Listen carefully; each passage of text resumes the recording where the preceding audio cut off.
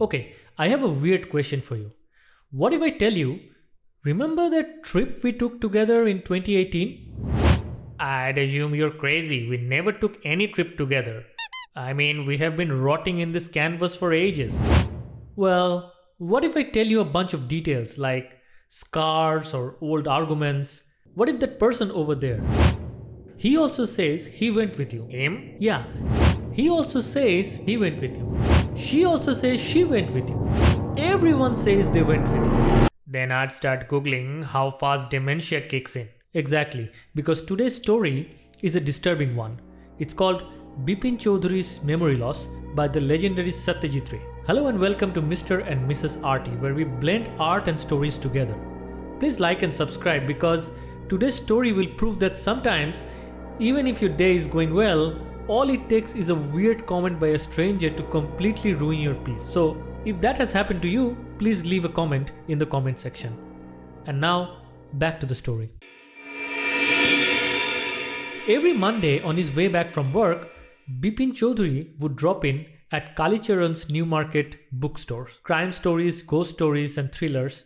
He had to buy at least 5 at a time to last him through the week. Bipin Babu lived alone. He was not a good mixer. He had a few friends and didn't like spending time in idle chat. Those who called in the evening got through their business quickly and left. Those who didn't show signs of leaving would be told around 8 o'clock by Bipin Babu that he was under doctor's strict orders to have dinner at 8:30. After dinner, he would rest for half an hour and then turn in with a book. This was a routine which had persisted unbroken for years. Today at Kalicharan's, Bipin Babu had this weird feeling that someone was observing him from close quarters. He turned around and found himself looking at a round-faced, meek-looking man who now broke into a smile. "I don't suppose you recognize me," the man said. Bipin Babu felt ill at ease. It didn't seem that he had ever encountered this man before. "But you're a busy man. You must meet all kinds of people all the time," the man said. "Have we met before?" asked Bipin Babu. The man looked greatly surprised. "We met every day for a whole week. I arranged for a car to take you to the Hudru Falls. This was in 1958, in Ranchi. My name is Porimal Ghosh." Ranchi? Now Bipin Babu realized that it was not he but this man who was making a mistake. Bipin Babu had never been to Ranchi. He had been at the point of going several times but had never made it. He smiled and said, "Do you know who I am?" The man raised his eyebrows, bit his tongue and said, "Do I know you? Who doesn't know Bipin Chaudhary?" Bipin Babu now turned towards the bookshelves and said, "Still, you are making a mistake. One often does. I've never been to Ranchi." The man now laughed aloud. "What are you saying, Mr. Chaudhary? You had a fall in Hudru and you cut your right knee. I brought you iodine. I had fixed up a car for you to go to Netarhat the next day, but you couldn't go because of the pain in your knee. Can't you recall anything? Someone else you know was also in Ranchi at that time, Mr. Dinesh Mukherjee. You stayed in a bungalow. You said you didn't like hotel food and would prefer to have your meals cooked by a bawarchi. Mr. Mukherjee stayed with his sister and you had a big argument about the moon landing, remember? I'll tell you more. You always carried a bag with your books in it in your sightseeing trips. Am I right or not?" Bipin Babu spoke quietly, his eyes still on the books. Which month in 58 are you talking about?" The man said, "Just before the pujas, in October." "No sir," said Bipin Babu. "I spent puja in 58 with a friend in Kanpur. You're making a mistake. Good day." But the man didn't go, nor did he stop talking. "Very strange. One evening I had tea with you on the veranda of your bungalow. You spoke about your family. You said that you had no children and that you had lost your wife 10 years ago. Your brother had died insane, which is why you didn't want to visit the mental hospital in Ranchi." When Bipin Babu had paid for the books and was leaving the shop, the man was still looking at him in utter disbelief. Bipin Babu's car was safely parked in Bertram Street by the Lighthouse Cinema. He told the driver as he got into the car, "Just drive by the Ganga, will you, Sitaram?" Driving up to the Strand Road, Bipin Babu regretted having paid so much attention to the intruder. He had never been to Ranchi. No question about it. It was inconceivable that he should forget such an incident which took place only 6 or 7 years ago. He had an excellent memory. Unless Bipin Babu's head reeled. Unless he was losing his mind? But how could that be? I mean, he was working daily in his office. It was a big firm and he had a responsible job. He wasn't aware of anything ever going seriously wrong. Only today, he had spoken for half an hour at an important meeting. And yet that man knew a great deal about him. How? He even seemed to know some intimate details like a bag of books, his wife's death, brother's insanity. The only mistake was about his having gone to Ranchi. Not a mistake, a deliberate lie. In 1958, during the pujas, he was in Kanpur at his friend Haridas Bakchi's place. All Bipin Babu had to do was to write to... Oh no, there was no way of writing to Haridas. Bipin Babu suddenly remembered that Haridas had not left his address. But where was the need for proof? I mean, if it so happened that the police were trying to pin a crime on him, which had taken place in Ranchi in 1958, he might have needed to prove that he hadn't been there. He himself was fully aware that he hadn't been to Ranchi, and that was that. The river breeze was nice, and yet a slight discomfort lingered in Bipin Babu's mind. Around Hastings, Bipin Babu had a sudden notion of rolling up his trousers and taking a look at his right knee. There was the mark of an old inch-long cut. It was impossible to tell when the injury had occurred. Had he never had a fall as a boy and cut his knee? He tried to recall such an incident, but he couldn't. Then Bipin Babu suddenly thought of Dinesh Mukherjee. That man had said that Dinesh was at Ranchi at the same time.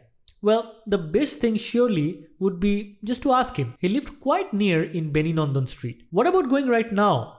But then, if he had really never been to Ranchi, what would Dinesh think if Bipin Babu asked for a confirmation? He would probably conclude Bipin Babu was going nuts. No, it would be ridiculous to ask him. And he knew how ruthless Dinesh's sarcasm could be. Sipping a cold drink at his air-conditioned living room, Bipin Babu felt at ease again. Such a nuisance this man was. He probably had nothing else to do, so he went about getting into other people's hair. After dinner, snuggling into bed with one of the new thrillers, Bipin Babu forgot all about the man in Newmarket. Next day, in the office, Bipin Babu noticed that with every passing hour, the previous day's encounter was occupying more and more of his mind. That look of round-eyed surprise on that face, that disbelieving snigger. If the man knew so much about the details of Bipin Babu's life, how could he be so wrong about the Ranchi trip? Just before lunch, at 5 minutes to 1, Bipin Babu couldn't check himself anymore. He opened the phone book and he had to ring up Dinesh Mukherjee. It was better to settle the question over the phone. At least the embarrassment on his face wouldn't show. 235616. Bipin Babu dialed the number.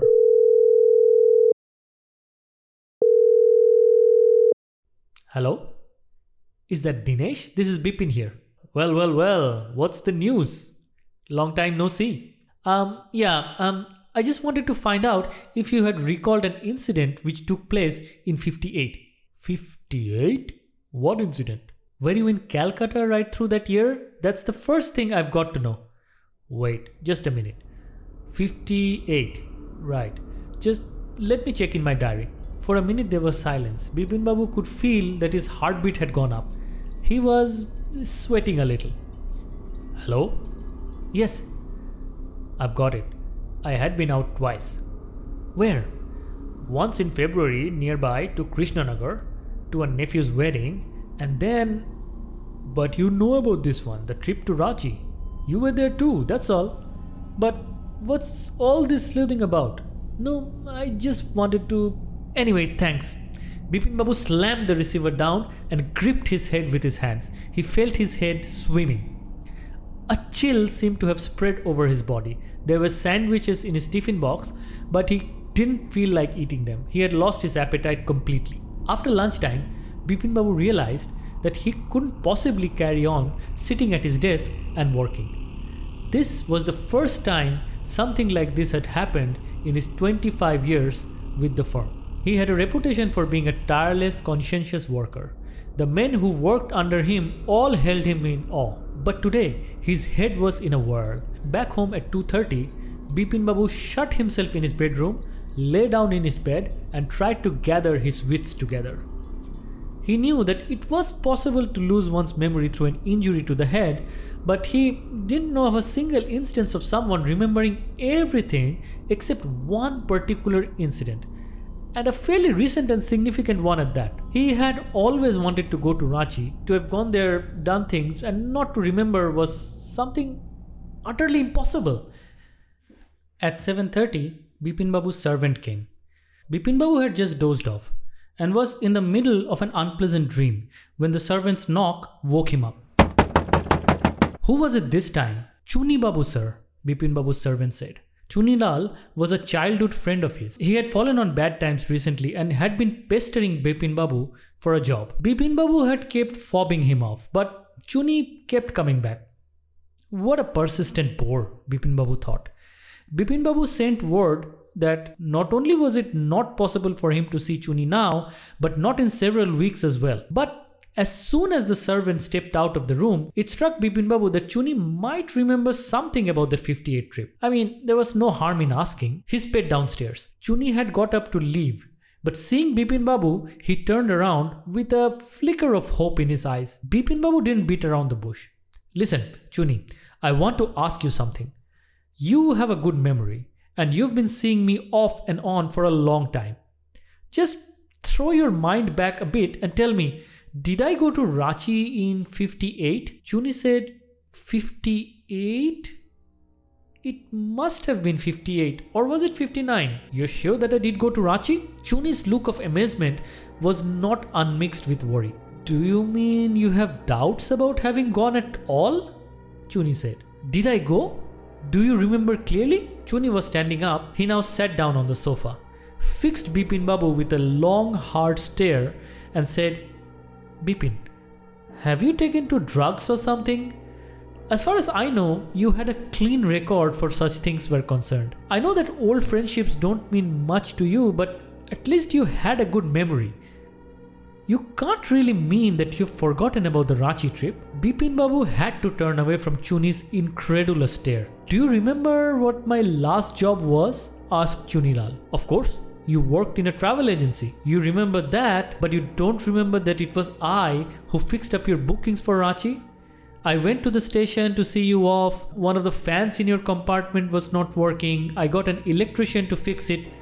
Have you forgotten everything? Whatever is the matter with you? You don't look too well, you know. Bipin Babu sighed and shook his head. I've been working too hard, he said at last. That must be the reason. Must see about consulting a specialist. Doubtless it was Bipin Babu's condition which made Chunilal leave without mentioning anything about a job. Paresh Chandu was a young physician with a pair of bright eyes and a sharp nose. He became thoughtful when he heard about Bipin Babu's symptom. Look, Dr. Chandu, said Bipin Babu desperately, you must cure me of this horrible illness. I can't tell you how it's affecting my work. There are so many kinds of drugs these days. Isn't there something specific for such a complaint? I can have it sent from abroad if it's not to be had here, but I must be rid of these symptoms. Dr. Chandu shook his head. You know what, Mr. Chaudhary? He said. I've never had to deal with a case such as yours. Frankly, this is quite outside my field of experience. But I have one suggestion. I don't know if it will work, but it's worth a try. Bipin Babu leaned forward anxiously. As far as I can make out, said Dr. Chandu, and I think you're of the same opinion, you have been to Ranchi. But due to some unknown reason, the entire episode has slipped out of your mind. What I suggest is that you go to Ranchi once again. The sight of the place may remind you of your trip. This is not impossible. More than that, I cannot do anything at the moment. I am prescribing a nerve tonic and a tranquilizer. Sleep is essential, or the symptoms will get more pronounced. It may have been the sleeping pill and the advice which the doctor gave which made Bipin Babu feel somewhat better the next morning. After breakfast, he rang up his office, gave some instructions, and then procured a first-class ticket to Ranchi for the same evening. Getting off the train at Ranchi next morning, he realized at once that he had never been there before. He came out of the station, hired a taxi, and drove around the town for a while. It was clear that the streets, the buildings, the hotels, the bazaars, the Morabadi hills were all unfamiliar. With none of these had he the slightest acquaintance. Would a trip to the Hudru Falls help? He didn't believe so, but at the same time, he didn't wish to leave with the feeling that he hadn't tried hard enough. So he arranged for a car and left for Hudru in the afternoon. At 5 o'clock the same afternoon in Hudru, two Gujarati gentlemen from a group of picnickers discovered Bipin Babu lying unconscious beside a boulder. When the gentlemen woke Bipin Babu up, the first thing Bipin Babu said was, "I'm finished. There's no hope left." Next morning, Bipin Babu was back in Calcutta. He realized that there was truly no hope for him. Soon, he would lose everything. His will to work, his confidence, his ability, his balance of mind. Was he going to end up in the asylum at Ranchi?